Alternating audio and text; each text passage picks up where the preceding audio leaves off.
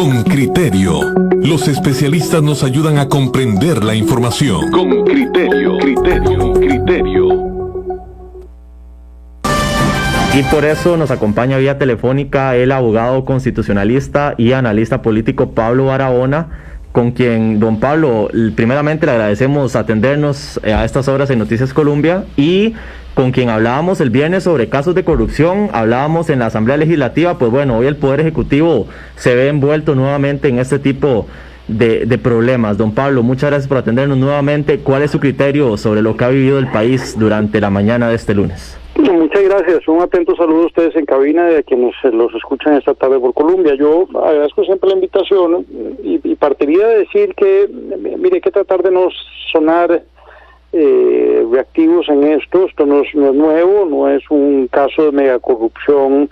que denote siquiera novedad en cuanto a las corruptelas o a la forma típica en que se está acusando lo que se está acusando en obra pública, con ciertas megaempresas de desarrollo de ingeniería civil pesada, en un gobierno que ha puesto muchísimo acento en el desarrollo de obra pública y que le deja al partido de gobierno totalmente desprovisto de argumentos electorales para la próxima campaña, que iba a estar basada desde el PAC en desarrollo de obra pública y en concreción de esas obras civiles, y ahora pues se han quedado sin ese argumento para defender lo que en los demás campos ha sido un gobierno completamente desastroso, no solo el manejo de pandemia, sino en el triste manejo económico, en donde han denotado una tremenda inutilidad, y también, hay que decirlo, en el freno a la corrupción, que fue la bandera de nacimiento del PAC, que no logró condonar eso, que es parte de la cultura política latinoamericana, no solo costarricense, pero ciertamente recordemos que el PAC juró desde su cuna erradicar la corrupción en Costa Rica y elevar los parámetros éticos en el ejercicio público en este país, y bueno, ha estado lejos no solo de lograrlo, sino de siquiera convertir eso en una prioridad de su gestión pública. Se ha hablado de red de cuidado en este gobierno también, e incluso han llegado al cinismo del presidente para abajo, decir que bueno, eso siempre fue así, y que ellos en todo lo que están haciendo lo mismo que se hacía antes. El mismo Tom Solís en algún momento también fincó, digamos, el pivot argumental de su defensa de este gobierno en eso, en que bueno, que esa es la cultura política, si se hacen las cosas acá, eso es inaceptable para los ciudadanos de bien que les confiaron un cambio y que creyeron que esto era realmente por Costa Rica. Por lo demás, yo quiero decir entonces que esto no es nuevo. Las corrupciones en obra pública en Costa Rica siempre han estado presentes, pero lo cierto es que aquí se están tocando otra vez, como el cementazo, transversalmente agentes que están en otras instituciones. Si bien es cierto, en este caso no jueces ni agentes judiciales, como pasó en el caso del cementazo, sí a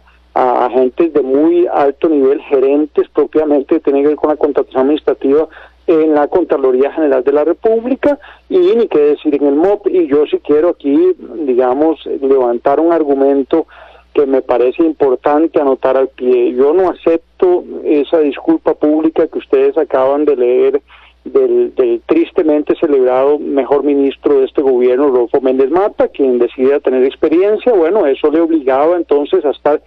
mucho más presente y vigilante, es decir, de prevenir. La corrupción no solo se sanciona, primordialmente se previene, y el ministro tiene una responsabilidad ineligiendo, que llamamos los abogados, es decir, de elegir gente proba,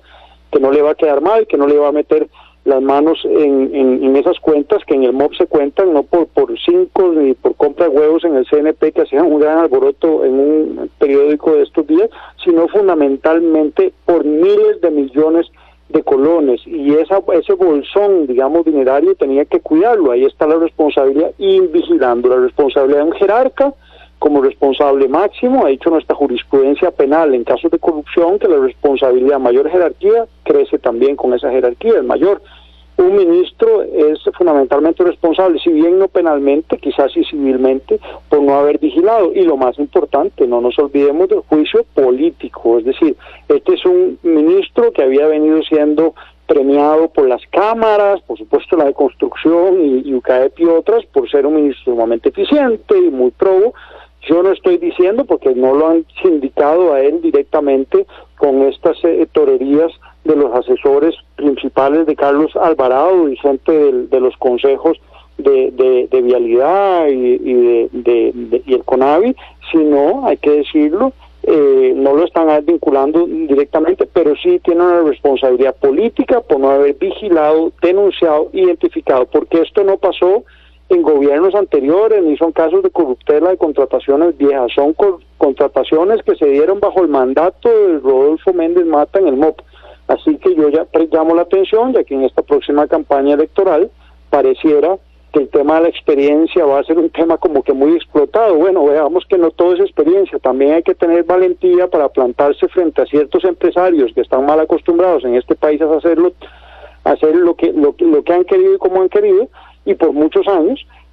sino también para plantarse frente a los amigos cercanos del presidente de la República, que son los que lo tienen ahí de ministro en este mal ensayo en que resultó el gobierno de Unidad Nacional. Perdón que yo me exprese en estos términos fuertes, pero como analista no puedo dejar de ser ciudadano al mismo tiempo y sentirme indignado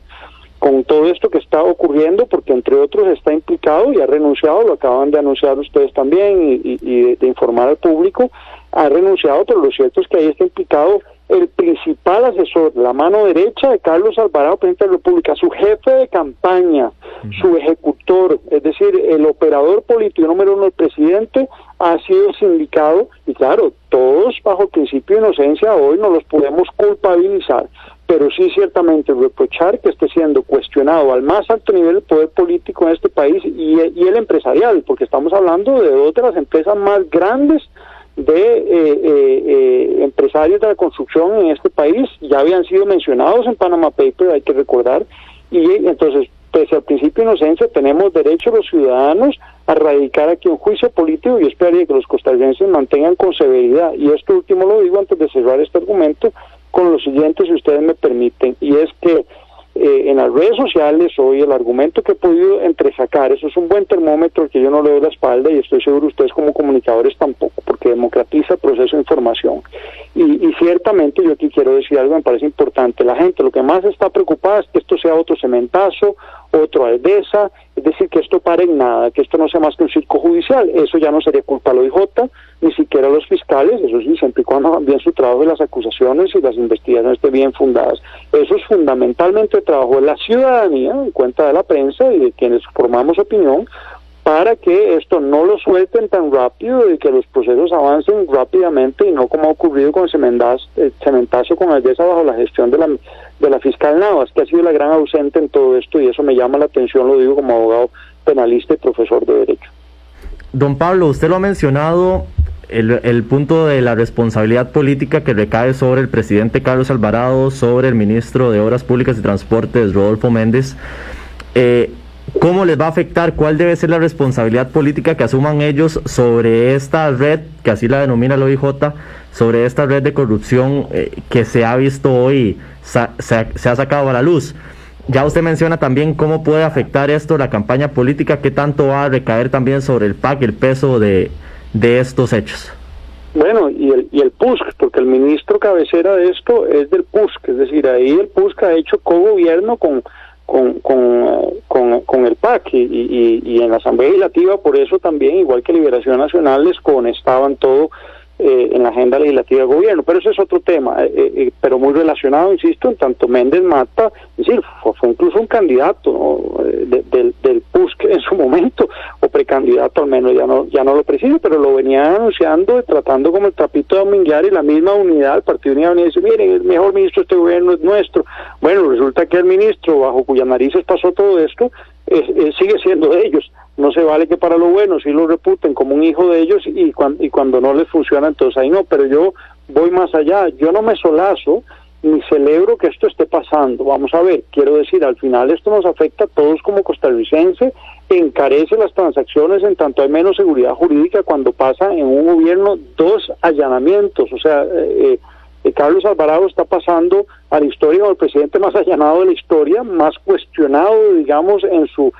círculo cercano, es un hombre que tiene más de una quincena de procesos penales abiertos, en curso o en investigación, lo cual le quita, digamos, cualquier santidad y cualquier mérito a la investidura a la presidencia de la República, y eso, insisto, no podemos celebrar los costarricenses ni quienes vemos esto no con hígado, sino con la inteligencia y con la frialdad de entender que eso nos hace un tremendo daño al país, no solo anímicamente, en un país que dejó de creer en sí mismo, en donde hay una enorme sospecha contra el etos político, lo cual yo entiendo, justifico completamente el hartazgo ciudadano, yo estoy ahí también, por eso digo esto en estos términos y con absoluta frontalidad, como lo he dicho desde hace años. Yo escribí un libro sobre corrupción e impunidad que se publicó en 2004 y ya ahí era yo muy firme con lo que venía aconteciendo, insisto, esto no es nuevo, pero lo que quiero decir es que poco hacemos con solazarnos, con alzar el dedo acusador, si esto no implica cambios y transformaciones de fondo, si esto no implica que los ciudadanos con esa herramienta que tienen en las manos, que es el teléfono, no difunde las opiniones de quienes hemos confrontado a este gobierno y hemos señalado corruptelas, en cuenta los anuncios de algunos medios de comunicación colectiva valientes que queda, como este programa de ustedes,